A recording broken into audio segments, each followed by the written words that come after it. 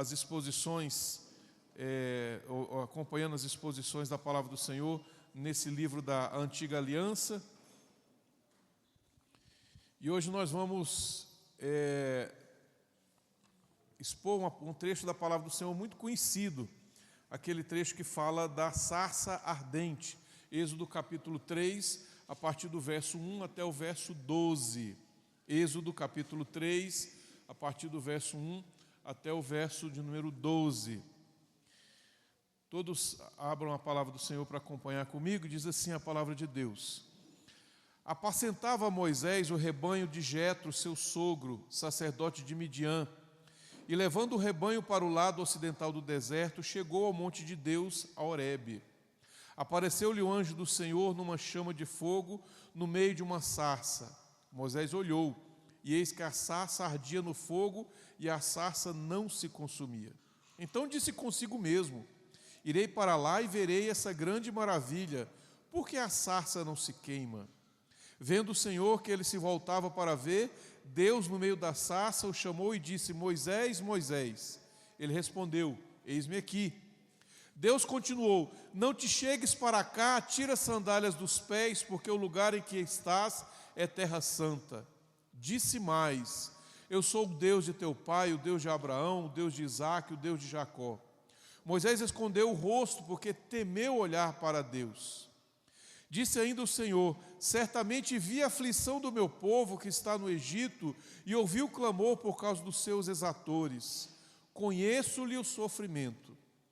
E por isso desci para livrá-los da mão dos egípcios e para fazê-los subir daquela terra a uma terra boa e ampla, terra que mana leite e mel, o lugar do cananeu, do eteu, do amorreu, do ferezeu, do eveu e do jebuseu.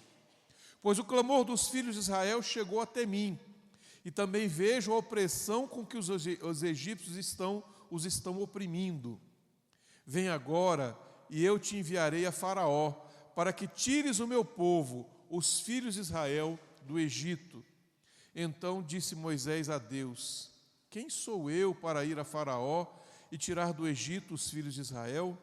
Deus lhes respondeu, versículo 12: Eu serei contigo, e este será o sinal de que eu te enviei. Depois de haveres tirado o povo do Egito, servireis a Deus neste monte. Vamos orar mais uma vez?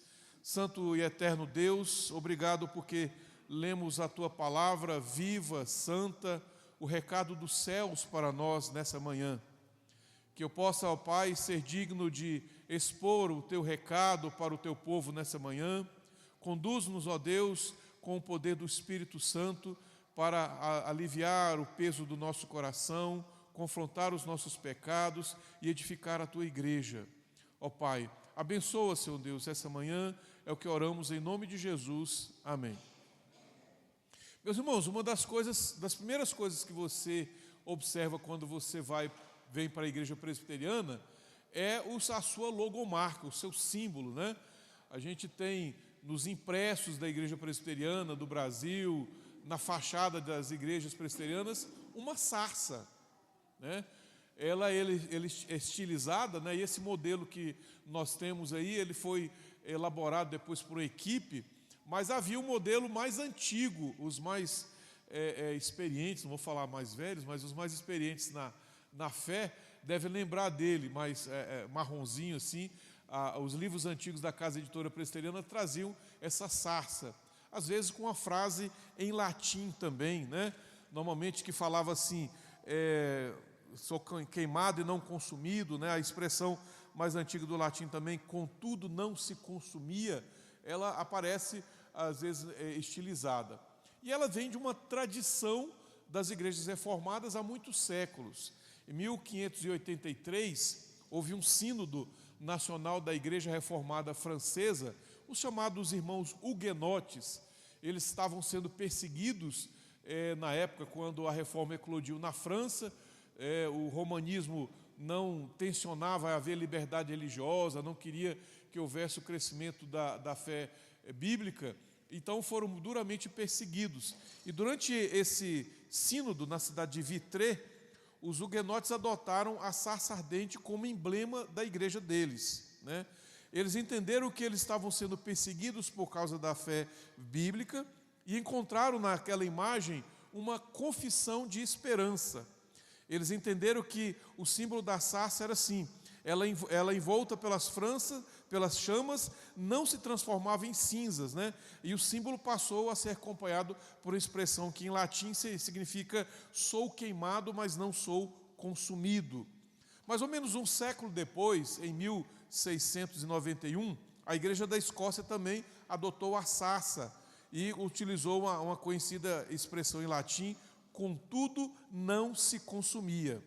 A ideia é que os reformados, expressando o uso da sarça, diziam o seguinte: a igreja ela pode ser perseguida, o mundo não tolera, a religião humana, a religião maligna não tolera a fé bíblica, e dessa forma eles eram afligidos, provados pelo fogo, mas a igreja jamais seria destruída.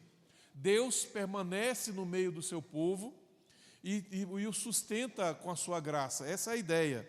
E seguindo esses exemplos históricos, a Igreja Presbiteriana do Brasil adotou a sarça como parte da sua identidade, né? Então a ideia é que ela representa o povo pelo qual Deus se revelou, libertou da escravidão do pecado e santifica na sua caminhada. E nessa manhã, esse é o tema que nós vamos ver. A sarça que não se consumia, né, a sarça que ardia, revela o Deus Santo, que salva, que liberta e abençoa. O Deus Santo se revela nesse trecho da palavra de Deus ao ver a aflição do seu povo e envia os seus servos, sustentando pela sua presença, pela tua palavra. E a palavra aqui nesse trecho, nós vamos ver em 3 momentos, né, 3 verdades que são apresentadas nesse texto aqui: o Deus Santo que se revela, o Deus Santo que se compadece e o Deus Santo que acompanha aquele que os chama.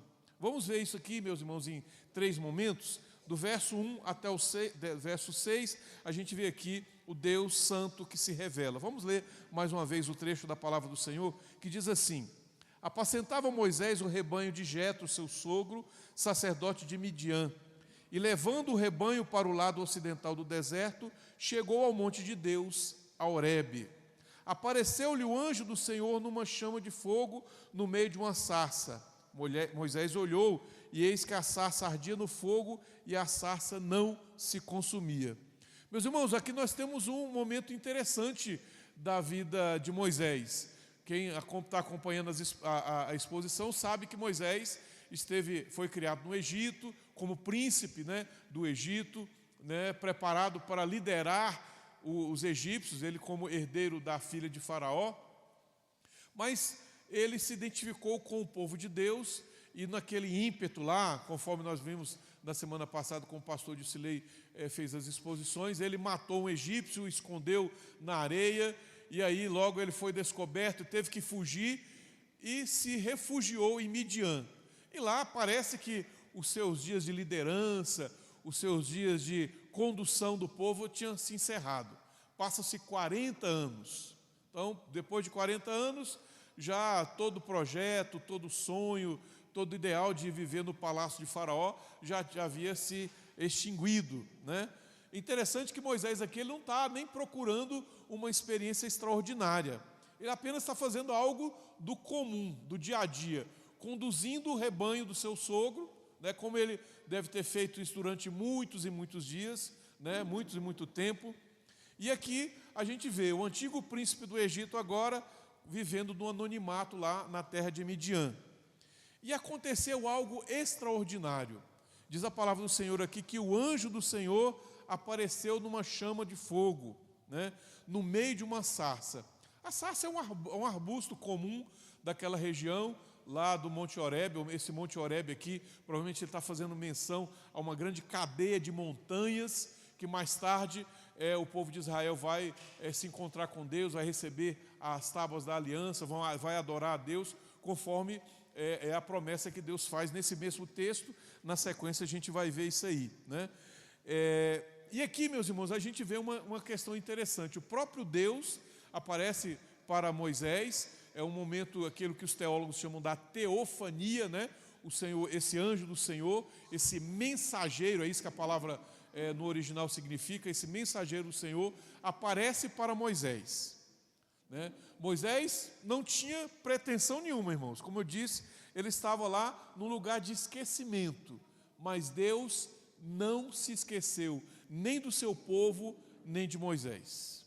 Crianças, eu queria que você pensasse aqui agora comigo numa coisa interessante. Quando você estiver triste, pensando assim que as coisas estão difíceis na sua vida, lembre-se que Deus não esquece de você, né? Por menor que você seja, mais pequenino que você seja, Deus tem um plano na sua vida, um projeto na sua vida, e Ele então está cuidando de você. Às vezes você está lá triste na escola, às vezes em casa, assim sofrendo, mas Deus, Ele tem um plano na sua vida. Ele cuida de você, desde pequeno. É o caso da experiência de Moisés. Moisés foi cuidado, amparado pelo Senhor desde pequeno, menor ainda do que o Tito, lá no cesto, lá no rio Nilo, Deus cuidando de Moisés. Ele cuida de cada um de nós. Então, crianças, confie em Deus, confie no Senhor, que Ele está conduzindo a sua vida de acordo com a sua vontade. Olhando aqui para o texto, meus irmãos, o que torna extraordinário aqui essa experiência é o fato de que Deus se manifestou em uma coisa comum, um arbusto, pequeno, frágil, insignificante, talvez tão comum que Moisés tenha visto isso diversas vezes, mas aquele momento se torna extraordinário porque a presença de Deus estava ali. Note só o que o texto diz ainda na sequência aqui no verso 3 a 6, que diz assim: então disse comigo mesmo, Moisés falando, né? Irei para lá e verei essa grande maravilha, por que a sarça não se queima?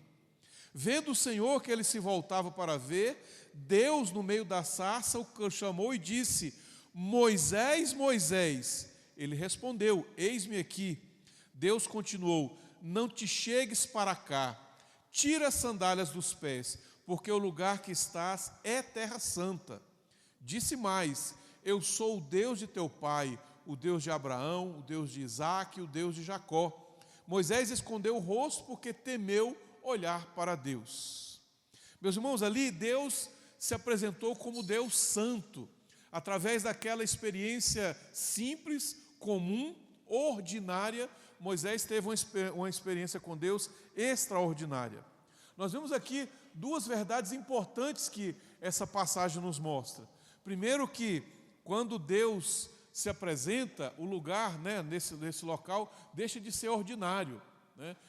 Nós sabemos disso, irmãos, e todo momento que nós adoramos ao Senhor, nós estamos em adoração ao Senhor, se torna algo extraordinário, né? O culto ao Senhor é isso, o nosso culto individual em casa, a nossa devocional, quando nós manipulamos, trabalhamos a palavra do Senhor no sentido de estudar a palavra, nós não estamos trabalhando ali com algo comum, não é um livro apenas, mas é a palavra da boca de Deus. Quando você abre a palavra de Deus, você tem que estar com essa expectativa de que aquele lugar se torne uma terra santa. Esse local aqui, o local de adoração, se torna um local santo. Não porque as paredes, algo aqui especial nessas paredes, não, mas por causa da presença de Deus. Ele torna a nossa vida ordinária extraordinária. E isso não deve ser tratado, meus irmãos, de qualquer maneira, de forma irreverente. Deus é um Deus pessoal. Ele vai ao nosso encontro, Ele vem ao nosso encontro, né? Ele veio buscar-nos na nossa situação de pecado. Nós passamos até agora intimidade com Deus. Entretanto, Ele continua sendo Deus e santo. Há um sentido de proximidade com o Senhor, mas também há um sentido de distância, porque Ele permanece santo. Nós não tratamos um Deus de forma qualquer. Hoje, infelizmente, meus irmãos, as pessoas transformaram isso em uma irreverência. A graça de Deus não eliminou a reverência ao nosso Deus, ela aprofunda, porque passamos a entender como é o Deus Santo, na sua inteireza, na pessoa de Jesus Cristo. Quanto mais nós compreendemos o preço que foi da nossa aproximação ao Deus, que é o preço do sangue precioso de Jesus na cruz do Calvário, mais nós vamos valorizar e vamos reverenciar esse Deus. Infelizmente, esse cristianismo moderno, esse cristianismo popular, trata Deus como um qualquer. É o nosso paizão, ele é legal, ele é gente boa, né? Esquece desse aspecto da diferença que nós temos com Deus. Nota aqui que Moisés é chamado pelo Senhor e Deus já faz o alerta. Olha, Moisés, cuidado, que a terra onde você está plantando os seus pés é terra santa. Tira as sandálias dos seus pés. Para nos aproximarmos do Senhor, meus irmãos, nós temos que ter esse sentimento de diferença. Ele é santo e nós somos pecadores.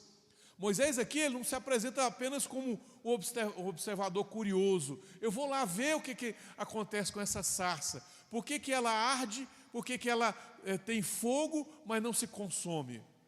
Essa curiosidade não deve nos diferenciar. Nós não devemos nos achar que Deus se torna algo comum para nós. Somos pecadores diante de um Deus santo. Somos servos diante do Deus soberano.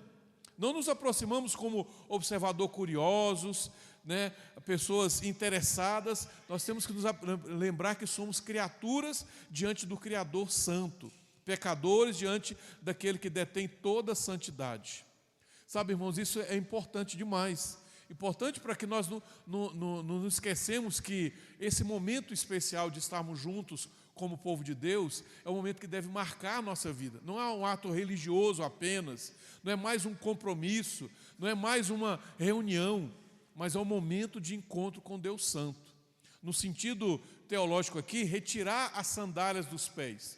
É um elemento cultural do Antigo Pacto que nós não compreendemos muito, mas a ideia ali é para que Moisés se tornasse pequeno diante de Deus. Ele não tem autoridade. Quem tem autoridade ali é somente o Deus Santo. Não podemos transformar Deus em algo comum. Quanto mais compreendemos a salvação, maior vai ser a nossa reverência ao Senhor. O Evangelho que nos concede acesso a Deus não transforma Deus em alguém comum. A graça não elimina a reverência, ela aprofunda. Mas quanto mais compreendemos esse preço da aproximação, mais reverente nós chegamos ao nome do Senhor. E algo que acontece também aqui, meus irmãos, diante desse chamado, é que o Deus Santo, ele convoca pecadores para servi-lo. Nota que quando Moisés se aproxima diante do Senhor, veja que o verso 4 fala: vendo o Senhor que ele se voltava para ver, Deus no meio da sarça o chamou e disse: Moisés, Moisés. E ele respondeu: eis-me aqui. Os irmãos que conhecem a palavra do Senhor sabem que esse dito eis-me aqui é um chamado, uma forma meio tradicional das respostas do servo do Senhor quando eles são convocados por Deus. Quando o profeta Isaías, lá no capítulo 6, ele contempla a santidade de Deus no templo, quando ele vê os serafins no templo clamando: santo, santo, santo é o Senhor dos exércitos, Deus se aproxima de Isaías com uma tenaz quente tirada do altar para purificar a sua boca. E chama Isaías para que ele vá pregar. E ele diz: eis-me aqui. Nós, meus irmãos, quando somos confrontados com a santidade de Deus, temos que atender o seu chamado. Somos chamados para servi-lo. Servi-lo com os nossos dons, os nossos talentos na obra do Senhor, para que possamos ser crentes frutíferos, que frutifiquem na obra do Senhor. Deus não chama para que nós fiquemos apenas acostumados na vida religiosa, vendo, observando. Existe uma questão interessante na língua inglesa, que quando as pessoas vão ao culto, né, nós usamos em português que nós não vamos assistir um culto, temos que aprender sempre isso, né? Ninguém vai assistir um culto, vai prestar um culto. Mas na língua inglesa eles usam que o culto é um service, né? Eles falam de serviço. Então sempre que alguém vai ao domingo pela manhã, né, no boletim das igrejas, normalmente você vai ver em inglês lá dizendo que é o service. Por quê? Porque o cristão ele vai para a igreja para servir, para trabalhar para o Senhor. Nós somos convocados pelo Deus Santo, meus irmãos, para retirados do mundo, sermos chamados para uma vida de santidade, e Ele mais uma vez nos envia para o mundo para o serviço. Esse chamado dinâmico, né, que o pessoal chama nas missões, na teologia das missões, né, nós somos chamados do mundo do pecado, da morte, da destruição. Ele nos chama para si, para o seu reino, para o seu povo, para vivermos juntos, para nos enviarmos novamente ao mundo, santificados, agora cheios do Espírito Santo, para abençoar esse mundo com a pregação da palavra do Senhor. E cada um de nós, meus irmãos, Deus tem um chamado no seu dom, na sua capacidade, para que possa servir ao nome do Senhor. Aqui Moisés, nesse texto, tem um chamado específico, uma obra específica. Deus o está convocando para libertar a nação de Israel. Mas para o cristão, para cada um de nós, Deus tem um chamado, uma obra. Seja você bênção lá no seu trabalho, na escola, viu, crianças? Na sua casa, você é chamado por Deus para anunciar a obra do Senhor. Primeiro, viver em santidade. E segundo, abrir a boca, pregando, anunciando a palavra de Deus. Para que o mundo ouça a voz de Deus. Para que o mundo entenda o Evangelho. Para que pessoas se convertam e sejam alcançadas pela palavra da salvação. E desde pequeno, você pode pregar, viu, criança? Você pode ser pequeno, você pode contar a história que você aprende na escola dominical, domingo de manhã, que a professora ensina para você, com o seu coleguinha. Você pode falar, olha, durante a semana passada, eu aprendi lá com a tia Thalita a história da mulher que viveu, que se foi transformada em sal. Você pode contar para os seus coleguinhas as histórias de Noé, a história de Abraão, a história de Moisés. Nós vamos ver que nas pregações, há um momento lá, quando chegar no capítulo 14, quando Deus abre o mar, né? Todas essas histórias que você está aprendendo desde criança, você pode contar para o coleguinha, para que ele possa entender o caminho da salvação. E quem sabe, participar da igreja junto com você. Convide ele para estar aqui conosco. Deus, o Deus Santo, nos chama ao serviço, né? Não somos chamados aqui apenas para apresentar, para observar o que Deus tem feito, mas Ele nos chama para sermos servos ativos no seu reino. Em segundo lugar, meus irmãos, o Deus Santo que se compadece. Veja aqui nos versos de 7 a 10, que diz assim a palavra do Senhor. Disse ainda o Senhor, certamente vi a aflição do meu povo que está no Egito, e ouvi o clamor por causa dos seus exatores. Conheço-lhe o sofrimento. Por isso desci a fim de livrá-los da mão dos egípcios e para fazê-los subir daquela terra para uma terra boa e ampla, terra que mana leite e mel, o lugar do cananeu, do eteu, do amorreu, do ferezeu, do eveu e do jebuseu. Pois o clamor dos filhos de Israel chegou até mim, e também vejo a opressão com que os egípcios os estão oprimindo. Vem agora, e eu te enviarei a Faraó, para que tires o meu povo, os filhos de Israel, do Egito. Ah, meus irmãos, aqui nós não temos um Deus estático lá no céu, parado lá no céu, olhando o mundo, que Ele possa conduzir de acordo com a sua vontade. Esse é um conceito meio moderno, vem do iluminismo lá, uma ideia de um Deus que eles chamam de deísmo, né? Ele cria o mundo, dá corda no mundo, o mundo é como um relógio que ele dá corda, e as pessoas vão vivendo de acordo com o seu querer. Um Deus que não interfere na vida das pessoas, um Deus que vive distante, parece que é um sonho de muitos aí, mas esse não é um Deus da Bíblia. O Deus da Bíblia é um Deus que se envolve com suas criaturas, que se interessa por elas, que envia a salvação até elas. Aqui nós vemos a ação de Deus. Deus viu, Ele ouviu o clamor e Ele então conheceu. A palavra conhecer aqui, ela é o termo que é usado em aliança, né? A ideia da aliança que Deus tem com o povo. Tanto que a palavra conhecer vai ser usada em outros contextos, no sentido da intimidade, né? Esse conhecimento aqui não é um conhecimento somente de ouvir falar, né? A gente tem em português, no Brasil tem essa cultura, né? Eu sei, eu conheço, mas não sei quem é. A gente não tem muito essa expressão, né? O estrangeiro às vezes fica sem entender. Ah, eu sei quem é, mas eu não conheço, né? A gente fica com esse entendimento. Mas aqui a palavra de Deus fala que Deus conhece. ou seja, Deus tem uma aliança. É tanto que ele se apresenta a Moisés dizendo: eu sou o Deus dos seus antepassados. Moisés, eu sou o Deus que tem aliança com os seus familiares. Eu sou o Deus que se interessa com você há muito tempo. Desde o passado, Moisés, eu tenho um plano para com a sua nação, para com o seu povo. O sofrimento de Israel não passou desapercebido. Houve, é claro, meus irmãos, um período de silêncio de Deus. Mas o silêncio de Deus não significa ausência. A demora de Deus não significa indiferença. Significa, meus irmãos, que no tempo certo, Deus mandará a libertação. Deus sabe de todas as coisas. Sabe que nossas angústias, nossas lutas, nosso sofrimento é grande e é real. Às vezes a resposta não vem de forma imediata. Vamos passar por tribulações, vamos passar por lutas, mas quem sabe seja o momento onde enfrentamos esse deserto para que possamos conhecer que dependemos única e exclusivamente do nosso Deus. Moisés viveu isso. Ele está lá há 40 anos, parece que foi esquecido, foi abandonado, não tem mais outra expectativa além de conduzir aquelas ovelhas no meio do deserto.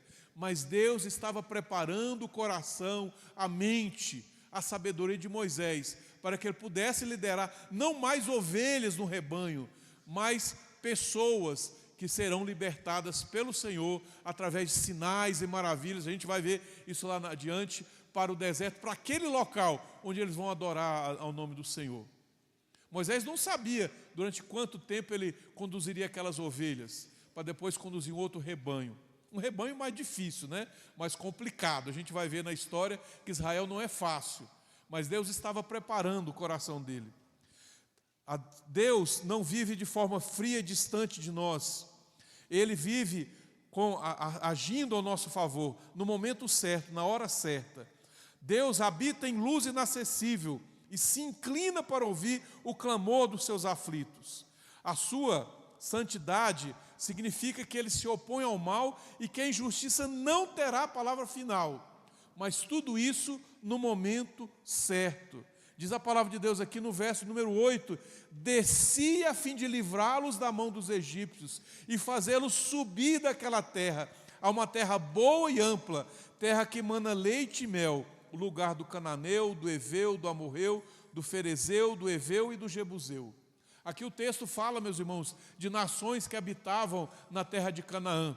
No momento quando Moisés está escrevendo aqui essas histórias do Êxodo, ainda ele não pôde contemplar o que está acontecendo ali. A terra estava sendo ocupada por povos pagãos, povos que viviam em constante rebelião uns com os outros, guerra uns com os outros, rebelião a Deus, adorando deuses falsos. E Deus vai usar a nação de Israel para julgar essas nações do mal.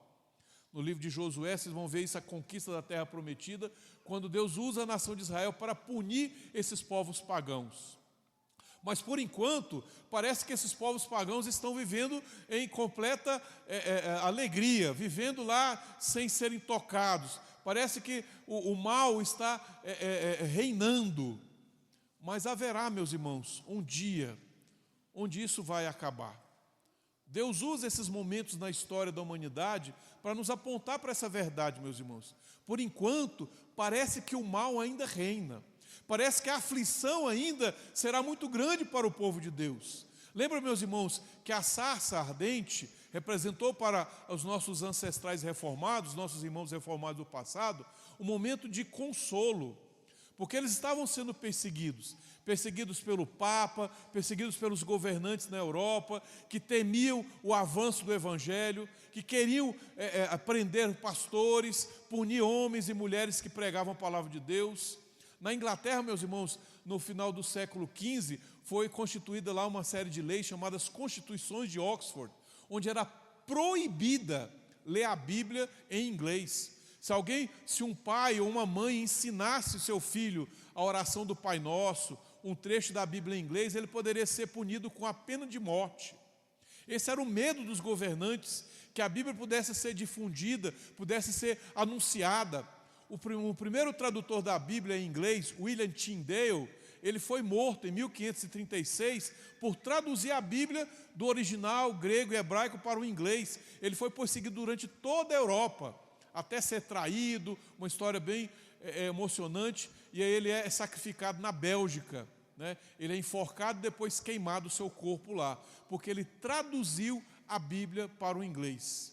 A igreja sofreu perseguições, sofreu lutas, mas ela permanece fiel.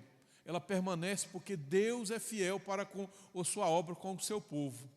Hoje, a igreja na Europa precisa de uma renovação, precisa de uma restauração, porque ela tem sucumbido ao secularismo.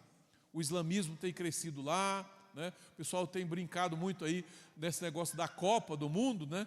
Lembrando que não só Marrocos não foi o último país islâmico a sair da Copa, ainda resta França e Inglaterra, né? Ainda tem esses países que, influenciados pelo islamismo, estão abandonando a sua herança cristã. Contudo, meus irmãos, a igreja do Senhor não deixou de ter testemunhas. Eu recebi há pouco tempo um vídeo de jovens evangélicos, né, lá na Holanda, andando pela rua, pelas ruas estreitas, cantando louvores, anunciando para um culto, evangelizando, porque ainda tem povo de Deus ali naquela terra. Parece que a aflição é muito grande, parece que o povo de Deus está derrotado, mas a sarça arde e não se consome. O povo de Deus será protegido, será abençoado, meus irmãos, apesar de toda a luta, de toda a pressão. Essa libertação que Deus promete para Israel, meus irmãos, ela se realiza com Moisés, na libertação do Êxodo, mas ela aponta para algo muito maior, aponta para Cristo. No Êxodo, Deus desceu para libertar Israel do Egito. No Evangelho de Deus, no Evangelho, o Filho de Deus desceu para libertar o povo do pecado. Deus desceu, se encarnou para substituir a mim e você na cruz do Calvário, para receber nele, no seu corpo inocente, puro, imaculado, receber o nosso pecado, para que nós pudéssemos nos achegar até Deus, ser aceitos pelo Pai, em nome de Jesus Cristo, por causa do seu sangue. A maior libertação que o mundo precisa, meus irmãos, não é a libertação do engano, do política, mas a libertação do pecado. A libertação que Cristo veio trazer para nós. Essa libertação do Êxodo aqui, que vai ser manifestada com sinais e maravilhas, sinais cinematográficos, ela aponta para a simplicidade do Evangelho, onde Jesus é condenado por homens pecadores, derrama o seu sangue precioso na cruz do Calvário e de forma singela perdoa os pecados de todo o povo de Deus através da história. Todo o povo eleito recebe de Cristo Jesus ali o perdão, o completo cancelamento dos pecados. E essa que é a mensagem do Êxodo aqui nos aponta. Deus realiza a libertação no momento certo. Usou Moisés como instrumento, para que Moisés pudesse saber que a obra seria apenas de Deus, e a Moisés deveria ficar a função de obedecer ao Senhor. O Deus que se opõe ao mal e à injustiça, lembra que essa injustiça, que o pecado, que a destruição que o mundo apresenta, não terá a palavra final, ela vai ter o seu fim. E eu penso numa aplicação para os nossos dias, meus irmãos, aplicação ao nosso coração. Eu não sei como é que tem vivido o seu coração, como é que sua alma tem vivido diante dessas dificuldades que nós estamos vivendo no nosso país, com tanta injustiça, tanta perseguição, tanta luta, mas confie no Senhor.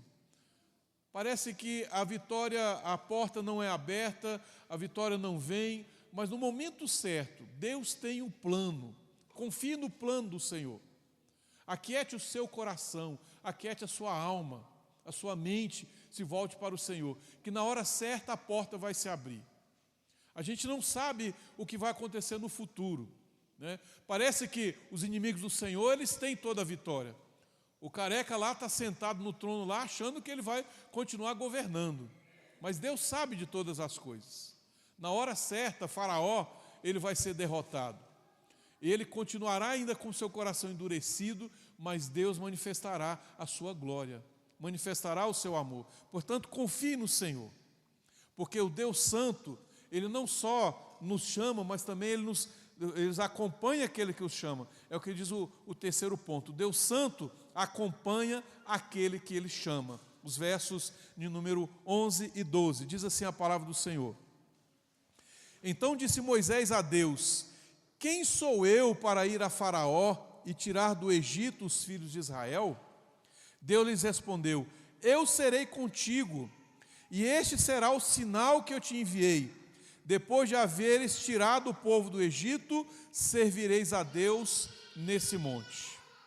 Ainda não é o objetivo dessa exposição, mas no decorrer do texto do capítulo 3 e o capítulo 4, os irmãos vão ver que Moisés, ele tem várias objeções ao chamado de Deus, que parece que é uma coisa até comum a quem é chamado. Quem tem uma vocação aqui na obra do Senhor sabe disso. Das primeiras coisas que você tem quando Deus chama é você falar: não, eu não estou preparado para isso. Ah, não é para mim. Eu talvez não seja a pessoa ideal para isso. Você vai ver que no decorrer do texto, na leitura, Moisés vai fazer várias objeções, até o momento que Deus até se ira com Moisés. Moisés, para com isso. Ele vai falar: ah, Senhor, eu não dou conta de falar. Aí Deus fala: você vai fazer isso. Ah, mas como é que o faraó vai acreditar em mim? Vai ter um sinal. Esse sinal vai ser esse. Olha, aí ele vai ensinando a Moisés, e Moisés retrucando, até o momento que Deus até falou: Moisés, cansei de você, agora quem vai falar vai ser Arão, e você vai lá e vai de qualquer jeito. E Moisés aqui apresenta a sua primeira objeção. A objeção dele é a seguinte: mas quem sou eu para ir a Faraó e tirar do Egito os filhos de Israel? É uma pergunta, nós podemos dizer até sincera, de Moisés. Moisés não tem projeção nenhuma, ele está distante do Egito há muito tempo, não tem ideia de como fazer isso, não há expectativa nenhuma. Durante 40 anos a única coisa que ele fez foi conduzir rebanhos, cuidar da sua família. Ele achava que terminaria os seus dias lá em Midian, mas Deus tinha um outro plano para a vida de Moisés. Moisés não sabia, mas Deus estava preparando, Deus estava treinando para uma obra. E o mais importante que Moisés tinha que saber não era conhecer as suas limitações, mas ele tinha que conhecer o poder de Deus. E mais importante que isso, a presença de Deus na vida de Moisés. Nós vamos ver que no decorrer da narrativa vai chegar um momento que Moisés vai clamar por isso: olha, Deus, esse povo está muito difícil, mas não abandone, não deixe esse povo abandonado. O mais importante é a presença de Deus. Aqui uma coisa interessante, que diferente de pregadores coaching, pregadores modernos, Deus não está dizendo para Moisés: ô Moisés, confie no seu potencial, confie no seu preparo. Eu vi você lá, quanta nota boa você tirou na Universidade do Egito, como você foi bom, como você alcançou um bom resultado, como você era eloquente na apresentação lá do seminário, naquela organização que você fez. Moisés, confie no seu potencial, confie na sua capacidade, né? Acorde de manhã, já viu? O pessoal fala isso: acorde de manhã, diga assim: eu sou um vencedor, eu sou um vencedor. Moisés, Deus não está dizendo isso para Moisés. Aliás, Moisés, quando ele está chegando mais próximo de Deus, mais assim, menor ele começa a se sentir. Ele se sente pequeno, esmagado, porque ele está diante do Deus Santo, do Deus que falou para ele: Moisés, tira a sandália dos teus pés, você não tem aqui autoridade, você que não tem poder, quem tem poder é Deus. A promessa de Deus é: eu serei contigo. Diferente do mundo que tenta nos ensinar que nós temos força, nós temos capacidade, nós temos poder, o mais importante, meus irmãos, é que Deus está conosco. O mais importante é que Deus não nos abandona, não nos desampara. Talvez alguém pudesse dizer que, mas demorou muito, são 400 anos. Muitos viveram, cresceram, morreram e não viram a libertação de Deus. Gerações se passaram no Egito como escravos. Parece que Deus demorou muito. Mas Deus não demora muito, meus irmãos. Deus sabe de todas as coisas. Na hora certa, Ele vai abrir a porta. Na hora certa, Ele nos conduz de acordo com o seu querer. Moisés perguntou: quem sou eu? Aí Deus responde. O que Deus está respondendo aqui, em outras palavras, é assim: Moisés, a questão decisiva aqui não é quem é você, Moisés, mas quem estará com você. O mais importante aqui não é saber quem nós somos, a nossa capacidade, se nós temos sabedoria, mas se Deus estará conosco. A suficiência de Moisés não estava em sua coragem, eloquência, experiência, estava na presença do Senhor. Ah, meus irmãos, isso é muito importante, porque Deus não exalta as nossas capacidades, não exalta a nossa sabedoria, mas exalta o seu poder, a sua presença.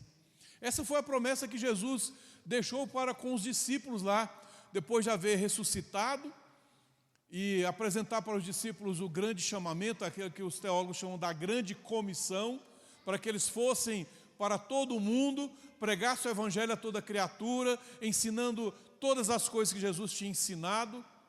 Um grande desafio para aqueles 11 homens amedrontados, que estavam preocupados com o poder do Império Romano, com o poderio dos judeus, a perseguição, o que poderia acontecer, que duvidaram quando ouviram das mulheres a mensagem que Jesus ressuscitou.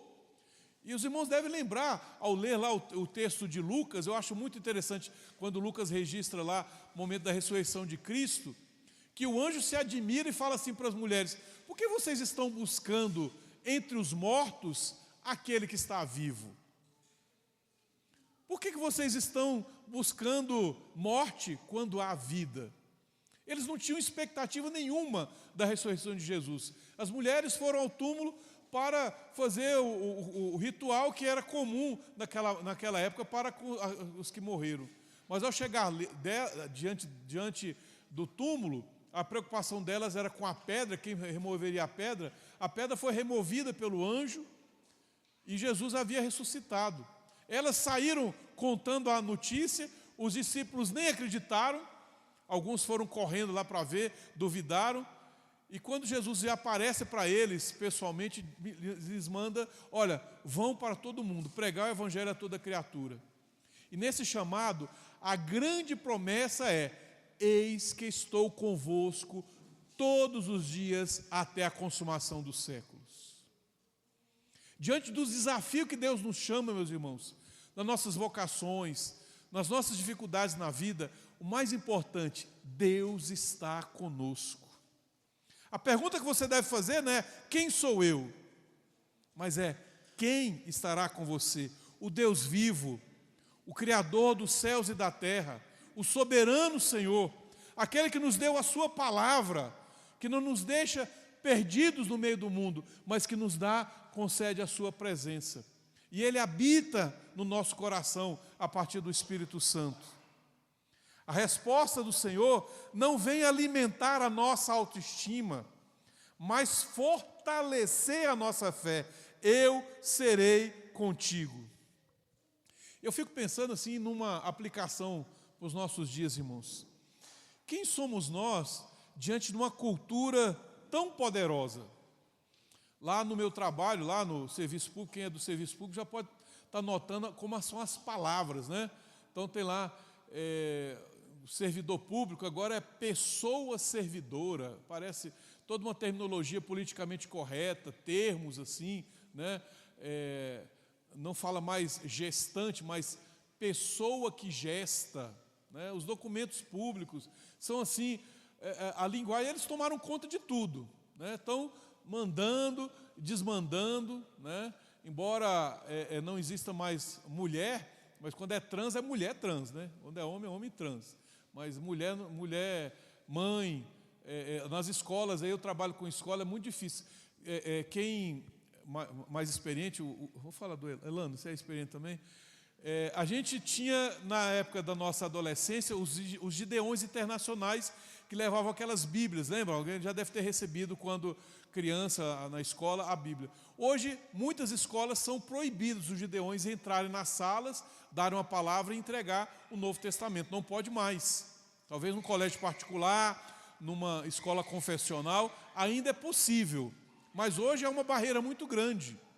Parece que a cultura está se tornando cada vez mais refratária ao Evangelho, à presença de Deus. Diante de tanta barreira, nós podemos perguntar: quem somos nós para anunciar o Evangelho, educar os nossos filhos, permanecer fiéis? Que ensinamos a Bíblia durante a escola dominical, as crianças são ensinadas a desenhar a arca de Noé, aprendem acerca da palavra de Deus, mas durante a semana são bombardeados por valores. Liga uma Netflix da vida, está lá falando de pronome neutro, desenho que fala de pronome. O meu pronome é dele, dule, dele, dale, noxis, não sei o quê. Durante um tempo se usou o X, né, noixis, alguma coisa assim. Tudo nos pressiona. Quem somos nós, irmãos, diante de tanta dificuldade?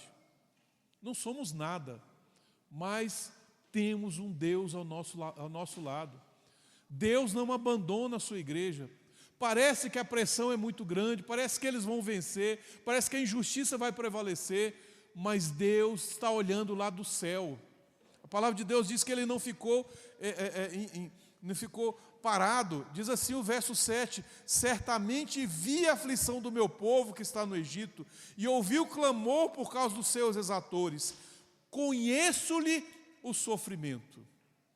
Isso aqui é importante, meus irmãos. Deus conhece o que nós estamos passando. Deus sabe.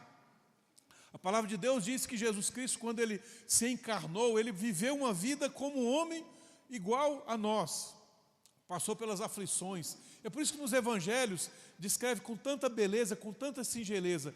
Jesus comeu, Jesus andou, Jesus se cansou, porque Ele conhece o nosso sofrimento. Não temos um Deus distante lá no céu, mas um Deus que se importa conosco, meus irmãos. E o mais importante que a palavra de Deus nos diz, que essa presença não ficará, nós não seremos abandonados no caminho, nós seremos conduzidos pelo Senhor sempre. E o importante agora, para a conclusão aqui, o texto nos diz, no verso número 12, que este será sinal, veja só: eu serei contigo, e este será o sinal que eu te enviei. Depois de haveres tirado o povo do Egito, servireis a Deus neste monte.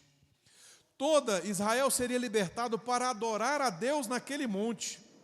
O propósito de Deus ali da libertação não era apenas livrar Israel do sofrimento, mas para que Israel agora fosse a sua nação peculiar, o seu povo escolhido para viver em adoração ao Senhor. A libertação, meus irmãos, ela conduz à adoração. Deus não nos liberta do pecado para viver para nós mesmos, mas para vivermos para a sua glória. Louvado seja o nome do Senhor. Moisés aqui aprendeu que ele primeiro precisava se curvar antes de caminhar, para que ele pudesse adorar a Deus e conhecer a santidade de Deus. Ele precisava conhecer quem é Deus antes de enfrentar a Faraó. Deus nos chama, meus irmãos, à reverência, ao serviço, à adoração, à missão. Nós podemos fazer isso por causa de Cristo. A resposta está sempre em Cristo Jesus.